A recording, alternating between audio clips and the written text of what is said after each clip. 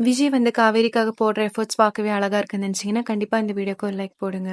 காவேரி வந்து விஜய் கிட்ட பேசுறாங்க. "இங்க பாருங்க இவ்ளோ நாள் என் மைண்டுக்குள்ள இருந்த குழப்பத்தை எல்லாம் நான் இப்ப உங்ககிட்ட கேட்க போறேன். அதுதான் வெண்ணிலா வெண்ணிலான்ட்டு வெண்ணிலா கூடயே போனீங்க. இப்ப எப்படி வந்து காவேரி தான் முக்கியம்னு சொல்லி இப்ப வந்தீங்க? ஃபர்ஸ்ட் உங்க மனசாட்சிட்ட கேட்டு நீங்களே முடிவு பண்ணிட்டீங்களா? நானா இல்ல வெண்ணிலாவான்னு?" கேட்ட உடனே விஜய் இருந்துட்டு, "என்னடி உளர்ற நீயு? நீ தாண்டி எனக்கு முக்கியம். நான் எத்தனையோ வாட்டி உன்கிட்ட சொன்னேன் வெண்ணிலாவ நான் எப்படி பார்க்குறேன்னு. இப்ப என்ன புது கதையா வந்து இப்படியெல்லாம் பேசிட்டு இருக்க? உங்களுக்கே நல்லாவே தெரியும். வெண்ணிலா வர வரைக்கும் நம்ம எவ்ளோ சந்தோஷமா இருந்தோம்னு. எப்போ வெண்ணிலா வந்தோமோ, அப்பவே நீங்க எனக்கு குடுக்குற ப்ரிஃபரன்ஸ் கொஞ்சம் கொஞ்சமா கம்மியாயிடுச்சு. நீங்க என்ன பத்தி கண்டுக்கிறதே இல்ல.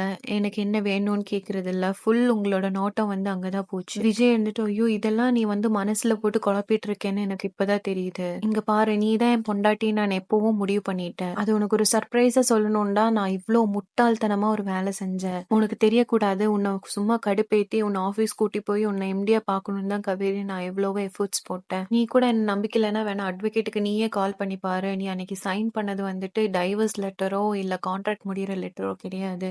நீ வந்து நம்ம கம்பெனியோட எம்டி ஆக போறன்ற டீட்டெயில்ஸ் தான் அதுல இருந்தது."